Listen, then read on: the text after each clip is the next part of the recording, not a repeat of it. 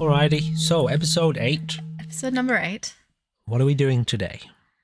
Considering we've mentioned enlightenment a couple of times, I know online there's lots of ideas around enlightenment and what it is and concepts. Can you go into it for us? What is enlightenment? What is enlightenment?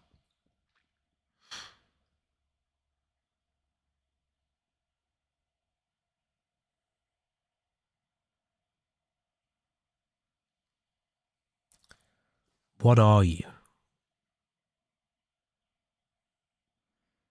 I don't know. What is this life? What is happening? What is unfolding?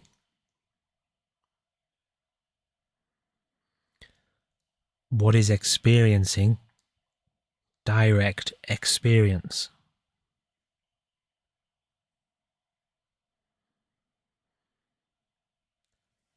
What enlightenment is must be associated with what is present.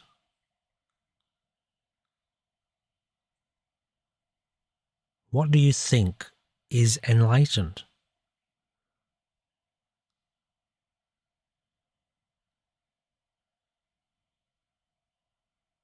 What enlightenment is has to be related to what one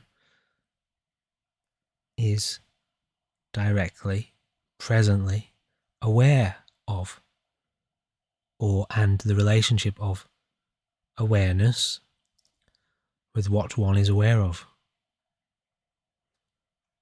Enlightenment has to be within oneself. And then, so what is oneself?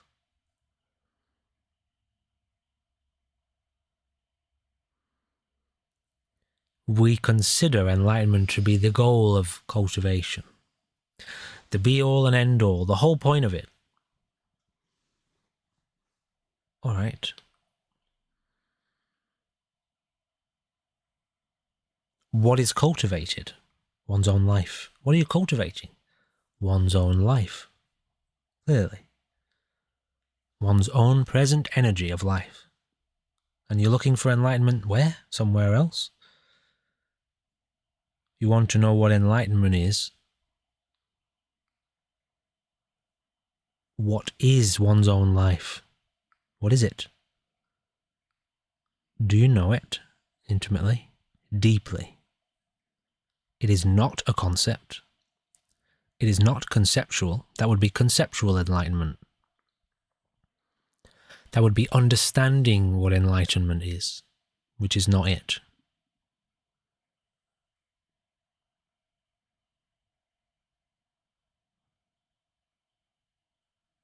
There's a really fun truth about the nature of enlightenment. And that is that you can't know if somebody else knows enlightenment until you know it. Until you know the nature of it. Isn't that kind of funny? You have to be in the same place to identify it in another body, if you want to put it that way. Because enlightenment recognizes itself. So that's kind of funny. But essentially what it means is, like, you got to go there, you know, you and yourself. You have to go there yourself. Somebody else's answer is irrelevant.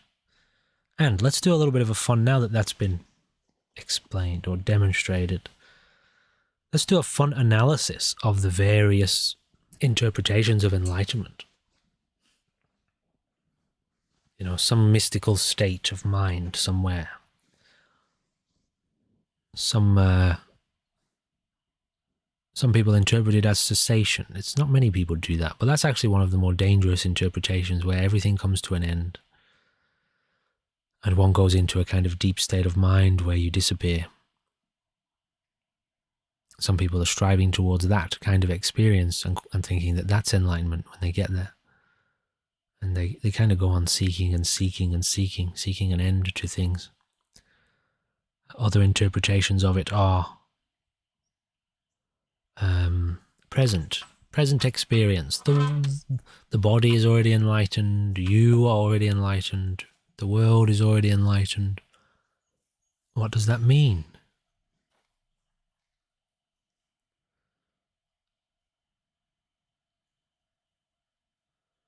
Other people are already enlightened? What, all the crazy people who are killing each other? They're enlightened? If you're already enlightened, are you happy, at peace, content, deeply? If you are already enlightened, and there is nothing to be done about enlightenment, why do all of the paths appear? Why do all of the great teachers of enlightenment, why do they encourage an inquiry?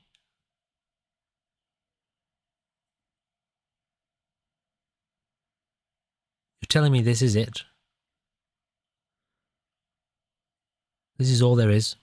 My body, me, my life, my personality, that's all there is to all of existence everywhere? So enlightenment is all about me? So anyway, all of these various interpretations of enlightenment raise other questions. Whereas, what enlightenment actually is not answered intellectually. It is not answered conceptually.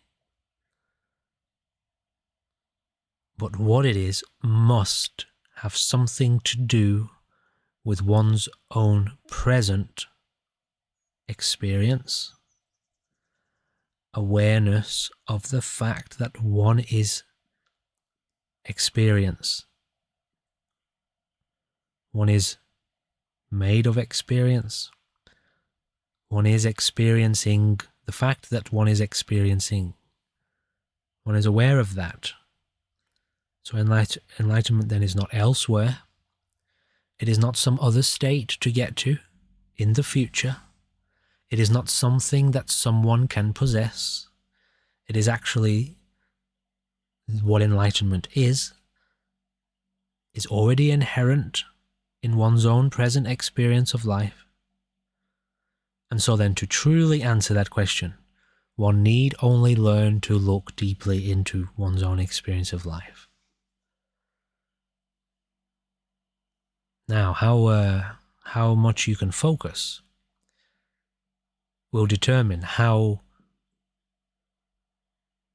securely and how quickly you get to grips with the problem of what it is.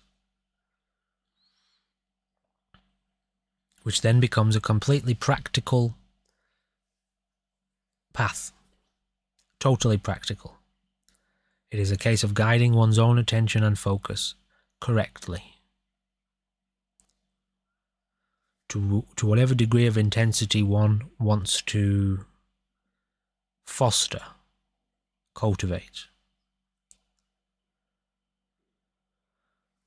Incidentally, I saw a video yesterday there's a discussion with a Theravadan Buddhist monk called Bhikkhu Bodhi, who has written loads of books, and the discussion is around Nibbana, which is the same. That term, Nibbana, means essentially enlightenment in the Theravadan tradition. And Bhikkhu Bodhi is talking about the Buddha's explanation of what enlightenment is. And there are various explanations, various discourses, various teachings considering this subject of what it is. And really wonderfully, there's an element of the Buddha's explanation, and you brought up in the last talk we did around about arriving at the senses. Mm-hmm. So the Buddha talks about in meditation, the cultivator, the practitioner, will spend however much time maybe many years, inquiring into the senses, the object of the senses, the nature of the senses, in total awareness of the senses, the various kind of points of contact that one has with the world, which are all conditioned by matter, the material. One's parents generated the body that you're in, so that's conditioned via environment, time, economy, whatever. However, and his description of it is not a description of what enlightenment is, but a way into enlightenment. And this is why I say, what's the point in knowing what it is? But what it is must be something to do with, as we described, present, a practical way for you to figure it out for yourself. And so he said, the Buddha said that at some point in one's meditation, the one who is witnessing, abiding in the senses, will suddenly turn towards the deathless element, that which is immaterial. No, so that's as far as his explanation went, the deathless element. And so I will continue on with that which is immaterial, the deathless element of life. The part of you that is non-material and deathless, not subject to dying, which means if it's not subject to dying, it is not born either.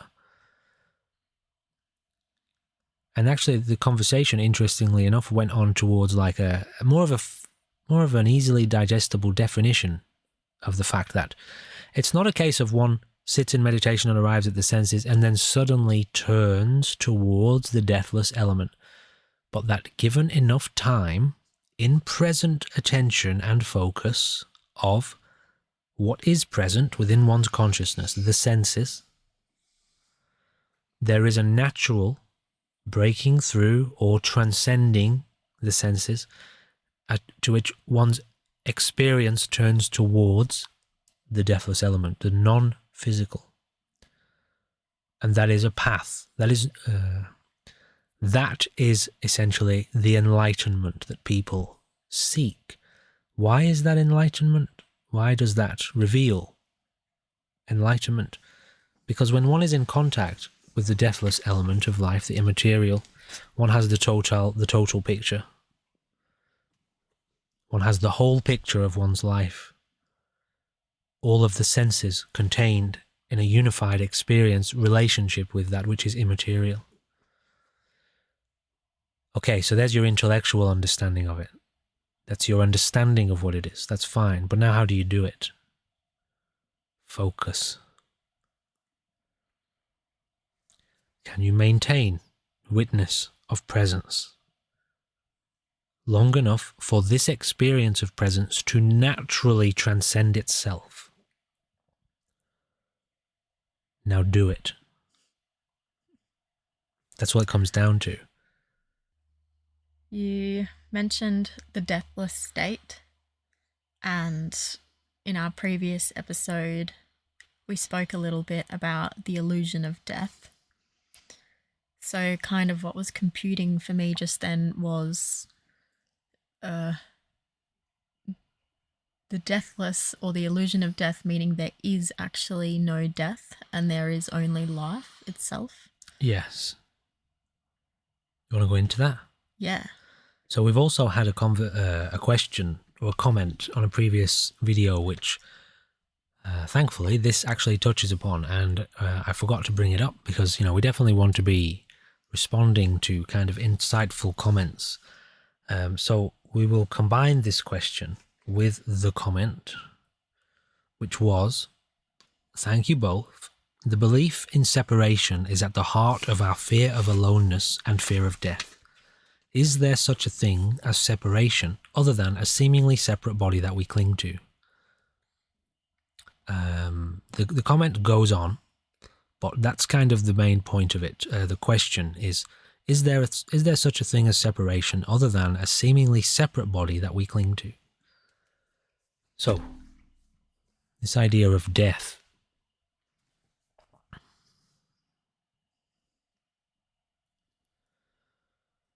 When we look intimately, meaning very closely, at our own experience, we see that it's not solid. We see that life operates via certain mechanisms. Conditioning forms, when we say life, bodies, persons, worlds, earths, animals, everything physical is experienced via certain mechanisms, which we call senses. Skandars is another name for it, or kandars is another name for it.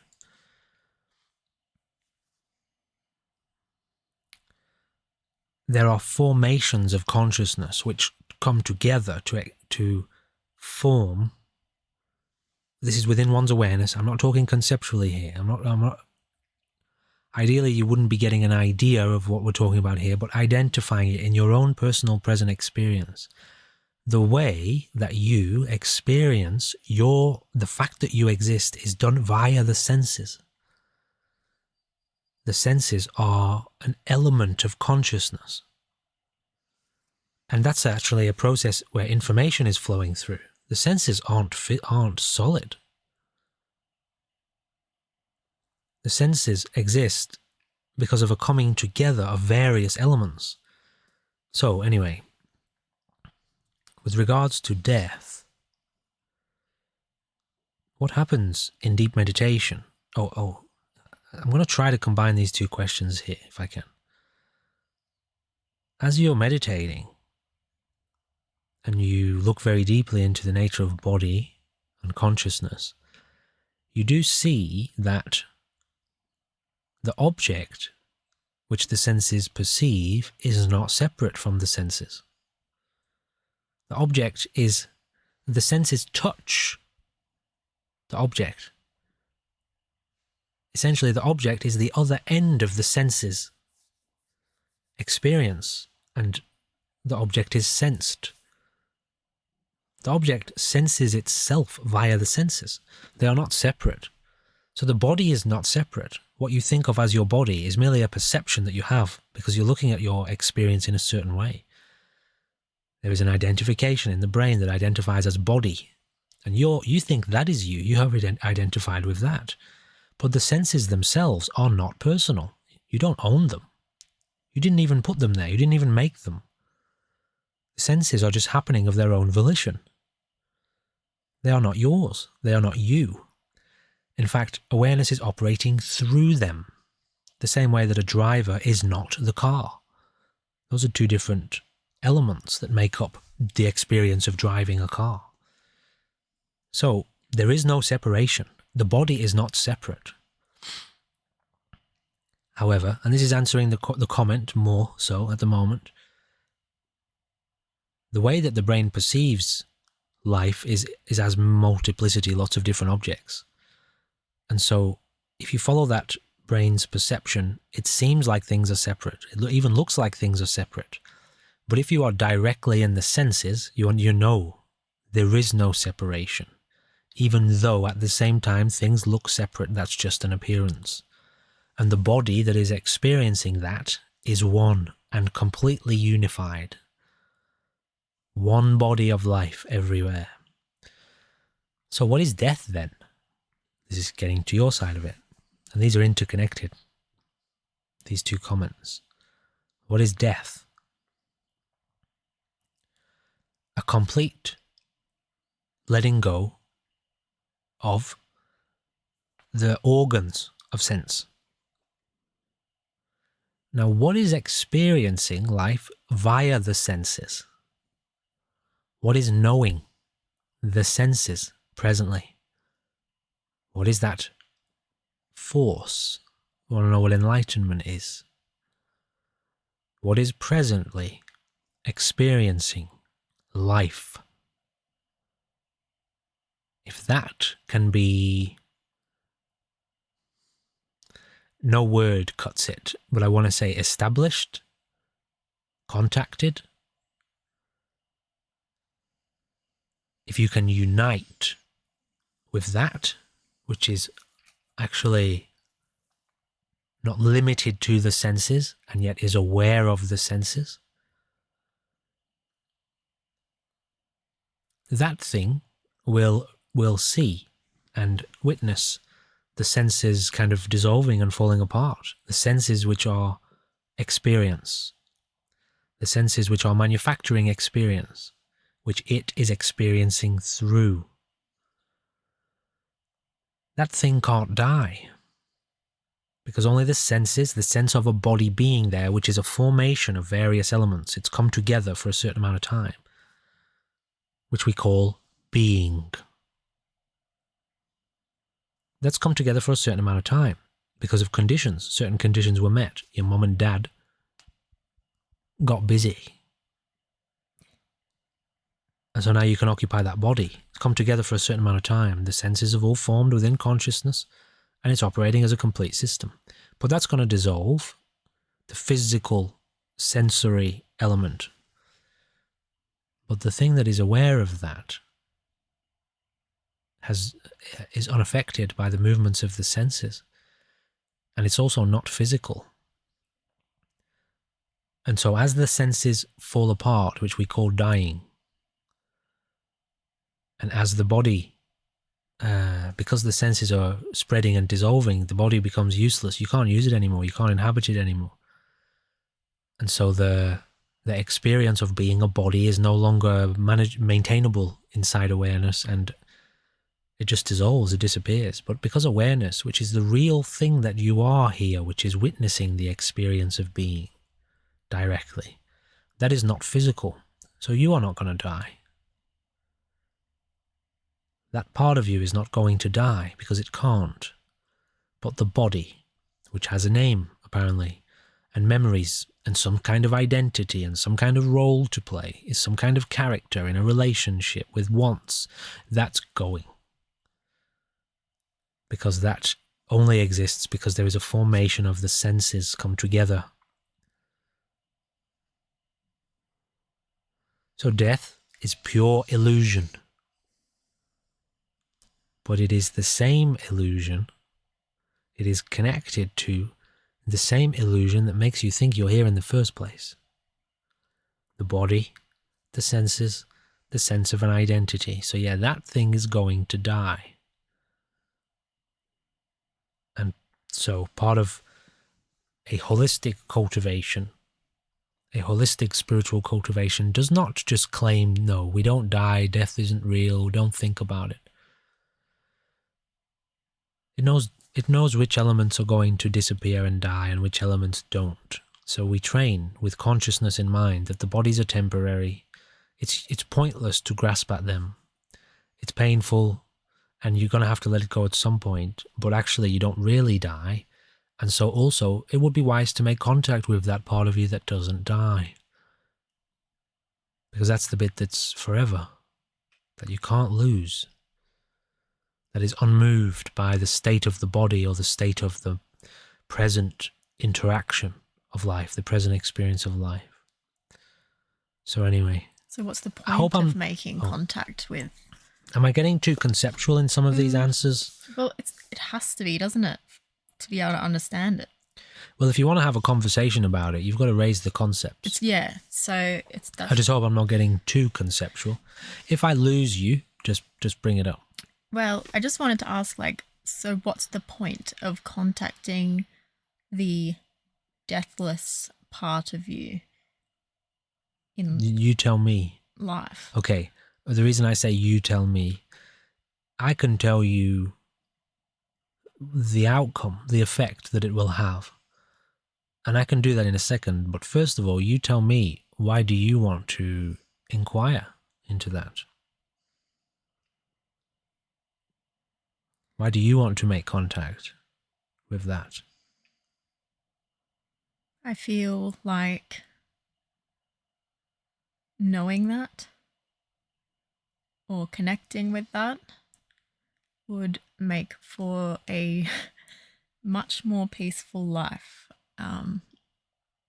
Because obviously one of the biggest fears that we all seem to run around ignoring is the fear of death. So if you were to overcome that fear and to see beyond it and see past it, how much more pleasant and peaceful and free would your experience on the earth be?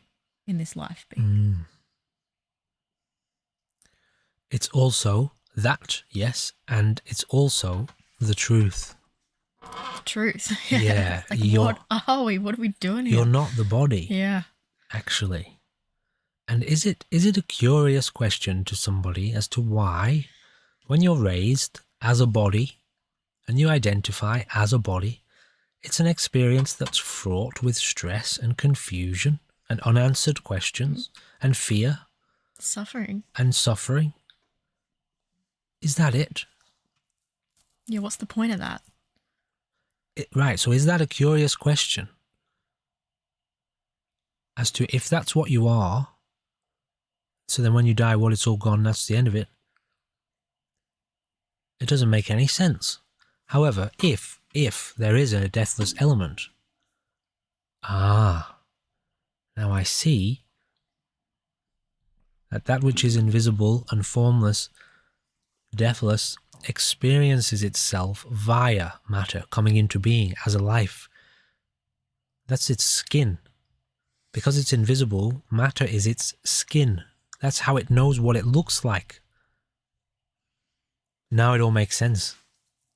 That's what's causing life to unfold and evolve and transform and twist into various relationships with itself, within itself. Okay, so suddenly life makes sense now. Okay, now I can live with a more complete picture of what this experience actually is. And I also have access to a deathless state, which is eternally untouched by the state of the matter, the body. So when the matter is being stressed and stressful and it's suffering and it's confused and it's anxious or it's exhausted, I can drop it. And it's wonderfully liberating from that suffering experience, the matter. Okay, so life actually now comes into view and we can live more totally with a full picture. Right. Mm-hmm. So there are many points as to why one might want to contact it, and there are many effects that it has. But the fact that it's the truth, it's the absolute state of life, the absolute truth of life. And so if you want to be living the most real and honest life you can have, you're going to have to get to grips with the reality of the situation. I've been living a lie and I want to know the truth. All right. Okay. All right. Jolly good. So with life coming into matter to experience itself, to know what it is, we're seeing a lot of really evil things occurring on the planet. Why is life doing that? Well, evolution, life, matter evolves through various processes. The spirit of life is knowing itself via the processes of physical evolution. So as the matter shifts and changes into various different states and various different forms, the spirit of life knows itself more deeply. It knows what it is and what it can be and what it can become. And it just knows itself via form. And so the form inevitably must transform through an infinite number of experiences and an infinite number of states. Okay, so consciousness, which has formed here on the earth, has been in operation for a certain amount of time. And as that consciousness evolves, we're talking about the physical organism, the human element, okay, along with all the animals, but most of the time we're not even worried about them. We're just talking about how to kind of bring people back to a sense of stability. So we'll just kind of focus on the people. Consciousness is certain old, children. Like you got a 7-year-old, that's different to a 3-year-old. They operate very differently. Even though it's the same being, the way a 3-year-old interacts with the world is not the same that a 7-year-old does. And again, even when you're 15, when you think you know your shit, you know nothing compared to what you're going to know when you're 30. So it's the illusion of aging and time as a process of wisdom. Yeah, consciousness evolves to become more mature. It knows itself more. It's better at being itself without drama and trouble, at least in some cases. Okay, so our collective consciousness is certain years old now. And so before now, up to now actually, including now, I guess if we're completely honest, we're still very kind of idiotic. Primal to our self and, egotistical. We're still operating at a certain level of consciousness. But just like a person can never stay the same age for a certain amount of time, for a long time. You're always aging. Every day you're growing. And you can't stop wisdom. Wisdom happens naturally through experience. Regardless of what you think about another person, you think they're 50 years old, they're still acting like a kid. Well, okay, that's still the process of wisdom developing. It's just developing at a different rate in that body as it is to this body. Anyway, the quick answer is like we're still quite young, the consciousness here. And as consciousness evolves and becomes more wise and more mature, the reality comes into view more. And so it drops the egotistical interpretation of life, which is the source of war and conflict and hatred and horror that life imposes upon itself at a young age. You know how violent the origin of life is? How violent the origin of the universe was? How destructive? How traumatic? How powerfully violent and aggressive that force is? All right, that's a baby universe. Noisy. Obtrusive, aggressive. So, young consciousness goes through a period of young energy, immature energy. It's all part of the process. But as the beings, do you ever kind of like wonder and ponder over the fact that how some people just experience tremendous misery in life and horror and hatred and abuse towards each other as young people, and then they grow up desiring to heal the trauma. They want to correct it. They don't want to experience that ever again. It was horrendous, and their whole life can now be painted under the brush of healing. I now want to go forward living a life beyond conflict, without the violence, without the abuse. Is it a curious question as to how you never see the wise masters, mystics, those beings who have gone through a process of deep cultivation and arrived at peace. They never say, yeah, now I want to cultivate a hell of a lot of conflict. Now I've had enough of the peace. I want to cultivate war now, and let's become violently oppressive and abusive to each other. Kung Fu masters out there like... They don't go backwards. There's no desire to go back to hell once you get out of it. And so as consciousness collectively evolves beyond hell, self-imposed, self-created hell, cannibalizing and brutalizing and murdering and all sorts of horrific behavior towards each other, it goes beyond that eventually. And collectively the consciousness evolves towards heaven, peace, love, freedom. Yeah. But it's going through a process, yeah. So how does life evolve without suffering? Does it have to suffer to evolve, or can it evolve in love and we just don't even know what that would be? Well, love is what we are. That's what we are. Love is life evolving. Like love is evolving. Now you could say that when love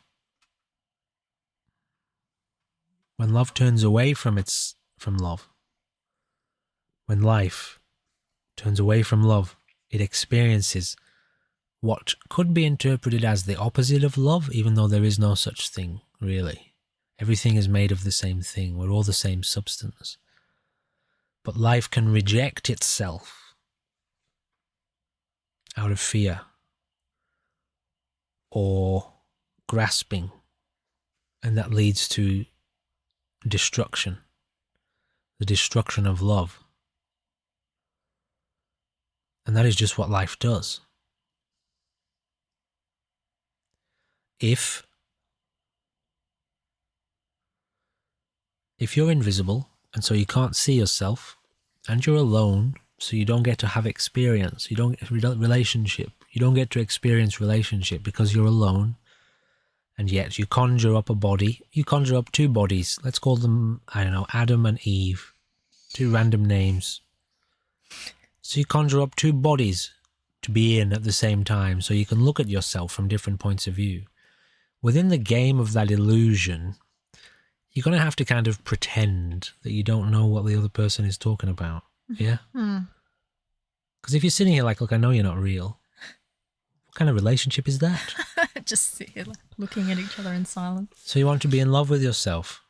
Then you got to play the game of not knowing and forgetting and illusion and pretending. And so let's say you've been playing the game for a very, very long time and Adam and Eve have had lots of babies and there's all kinds of other beings in the mix now and they're all part of the illusion. And so the experience has evolved to be very far away from the origin, which was even Adam and Eve didn't exist. There wasn't even two back there. Then life has gotten way carried away with lots of its illusions and its games. And so it's eating itself. It's just where it goes when life devolves very deeply away from origin, away from the source. It devolves into darkness as part of the illusion, you know, as part of the temporary experience that life goes through. So it's just what life does. People wonder why. Like, why is life this way? Well, you're expecting life to be any other way. Imagine immortal nature, infinite, unending life, always there. It's always been there. It can't leave. Like, where did life come from? God, these questions, you know. Imagine life as always present, forever. It's all that exists and all that will ever exist. Jesus, you'd get bored, wouldn't you? Exhausting. Well, you better start coming up with some fun games to play. You better come up with a good game. All right, and so the various manifestations of the games that life plays with itself. Okay, the problem, it only becomes a problem when you forget the origin. You think the game is the real bit of life. You've forgotten the origin of it, where it all came from, the immaterial side of the coin. You've forgotten that bit, and so you take the game way too seriously. And now there is war and conflict within the game. If you live in the totality of life, what the hell would you want to go to war for? It's painful. It hurts. Don't do it. Why would I want to do that? And also, why would I want to constrict myself and stress myself so much? I'm playing a game here. I'm pretending that I exist. Leave me be. You want to pretend that we exist together? Like, let's have some fun while we're here. Like, you have a total perspective. You don't want to go to war. In fact, the idea of doing that wouldn't even come into your mind. But lots of other elements of life are playing a different kind of game. They're grasping at illusions, you know? Land and resources and power, status. Well, that's nothing to do with me. I'm not interested in that game. But, you know, let them play. All right, anything else? Okay, so before we move into the practical meditation demonstration. Are we only halfway through? Yeah. Well, I figure, yeah. All right, well, I'll make it a quick one then. All right. Oh, sorry, you had something else. So I thought you do your practical demonstration, and then at the end of the video, I will leave maybe a nice little picture and some silence for people so that it doesn't go straight into another video. So if they'd like to sit, they have time to basically meditate. Yeah, there's like maybe 10 to 15 minutes of meditation at the end. All right. If you've made it this far, good job. All right. But I completely forgot we were doing a practical thing. You would. Before we do that, Ryan, is there anything you'd like to go into? How do you help people who Like I had this experience last night. I was talking to a mate. She found herself miserable because she had no emotional, physical connection with people because she was just rage at the world. She had no other feeling than rage because she was so.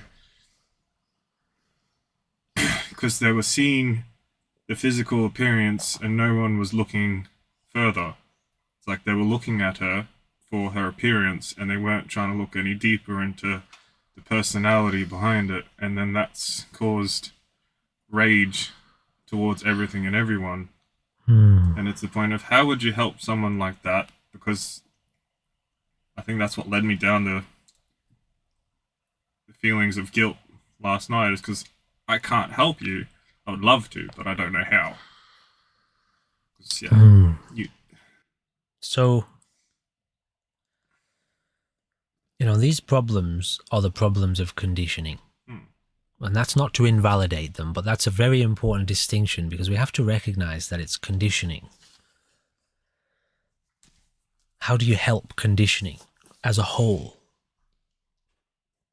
For the person to overcome conditioning.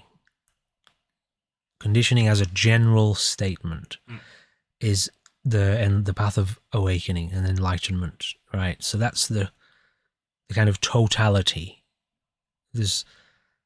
Because you identify that it's conditioning, without coming to terms with conditioning and the nature of conditioning, you cannot be fully helped.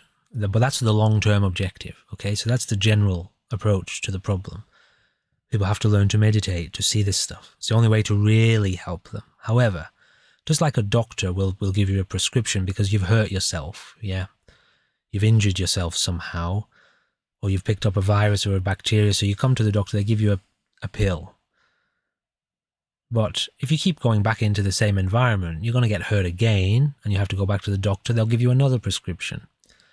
Ideally, you would stop going into those environments where you keep getting hurt. But then you won't need the doctor anymore. So if you need a specific prescription, there's a few things to point out about this particular problem. So the person possibly has very high expectations of other people that they can't meet.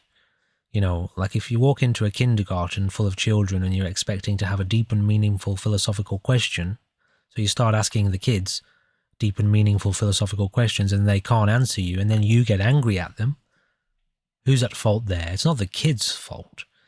You're putting too much expectation on the children. They just don't think about that stuff. So potentially the people in this person's life, she's expecting them to see her when they can't. You can't blame people for being people. You can't blame people for where they're at. That's where they're at. And you're expecting them to operate in a way that's far beyond that. That's your fault. That's your error. Why are you expecting people to operate in a way that they can't because they don't know how to? And then you're getting angry at that fact. That's a double error on your part. And it just raises a lot of questions like why that person is in that situation. Exactly how does she want people to see her? Why does she want people to see her that way? So to help that person, you would have to break down and break through those questions. You would have to break down those expectations and then inquire into those questions so that it's a funny thing, it's like a domino effect, this stuff. You start to pick at one string. I went from one metaphor to another. Thread. Yeah, you pick at one thread and suddenly it unravels the whole tapestry, or you knock one domino and suddenly it cascades. And one domino is actually held up as part of the other domino, and it needs to be there because it has a place to knock over the next one. And so it's a very wide and broad and complex reality. Yeah. This type of thing. I ended up asking the question if they were interested in spirituality, meditation, and finding inner peace, and they're like, no. There's not much you can do for people like that. It's almost as if they want to be in the misery sometimes. So just leave them to it. Or they need to be. And once I got that confirmation of, no, I don't want to look at anything other, like I don't really want to look at my situation in that way. Stop going there. Then it was the point of, cool, I won't talk to you anymore. Alrighty. So, if meditation is all about awareness, watching, experiencing life with total clarity. Obviously, we're not talking about the kind of meditation that people would interpret as going to sit on a cushion somewhere with your eyes closed and your legs crossed. That is an element of meditation. Meditation also exists there. But what we're actually talking about is a tool, a means with which one can realize a total awareness of life, reality. So it's very direct and very practical, actually, real meditation or deep meditation. Where you are right now, focus your attention into the core of your experience. What that means is, just for a second, take your attention off of the world and the things that you can see and hear, and instead bring your attention downward and inward. The core of your experience.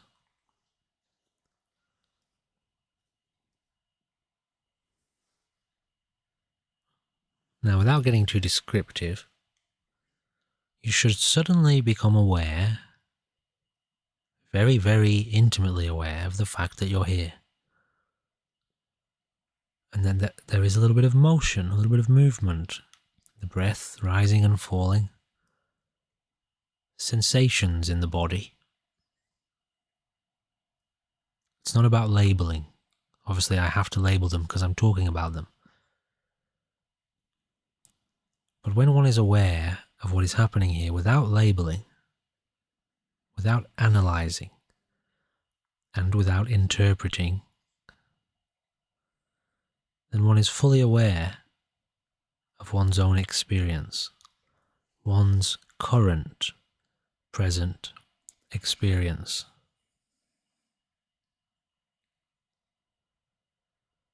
If one learns to stay there, one's experience of life transforms into truly incredible and magnificent insights, experiences that take place within experience itself, various flavors or manifestations of experience arise within one's present intimate awareness of one's own experience, or rather of experience itself.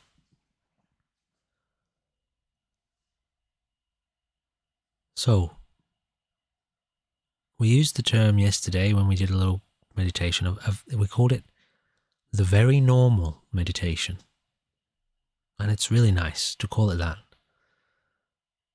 So let's just consider, as we sit here in the most normal experience of just being present,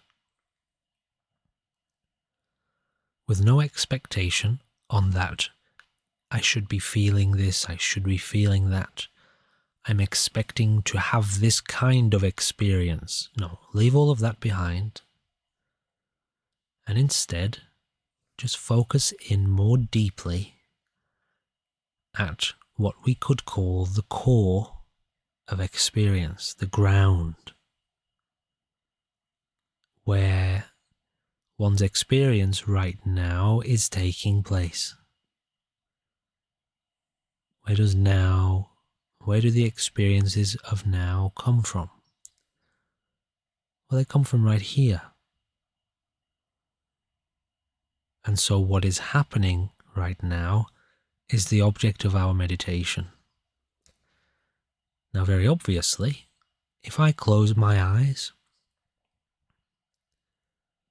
I may become more deeply focused internally. But that's still happening right now.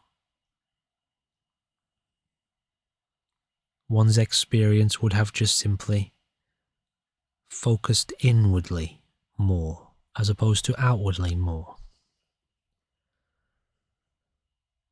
And so the question is raised, what happens when one deeply tunes in to the core of experience and then abides there? What happens when one's life is governed by this objective and object? This present awareness. Meditation is the tool that one uses to answer that question, which is answered via insight. Sight within. Observation of one's experience itself. That is what meditation is for.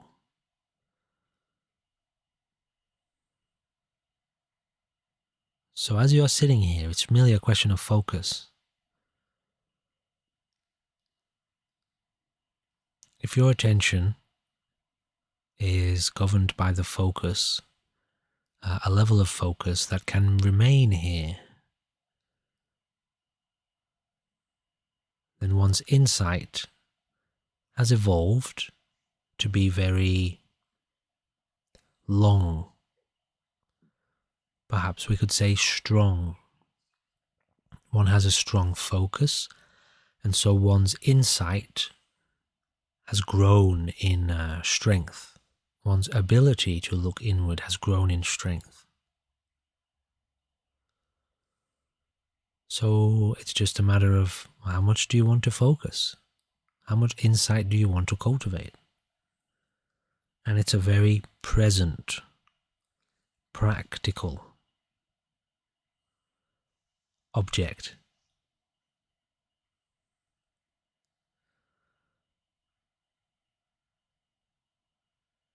Spending time. Clearly there is not much need for commentary. One becomes very quiet as one tunes in.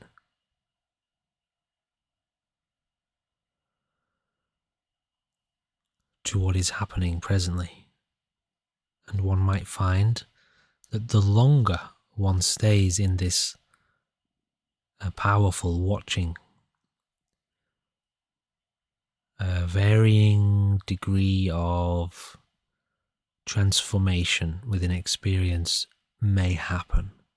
But again, we don't need to think about that too much. That's where, over the years, all of the traditions have laid down their various states. States that have arisen within meditation. So don't worry about the states too much. Just focus on learning to watch.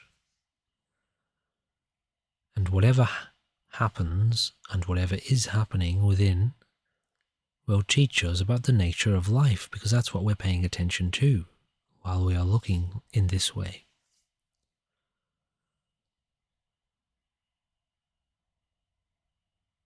So learn to focus and spend time intimately in presence.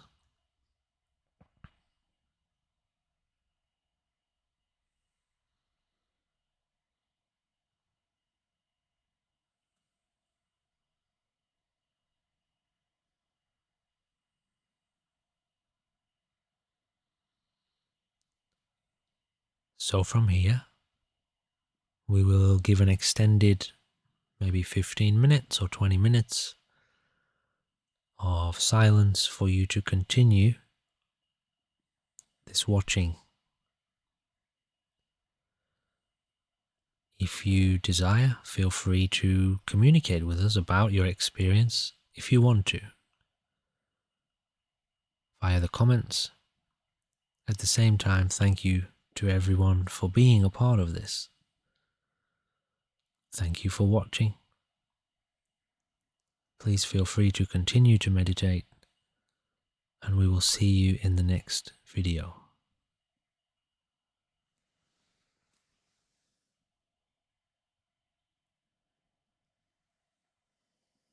Just allow yourself to sit and be with what is.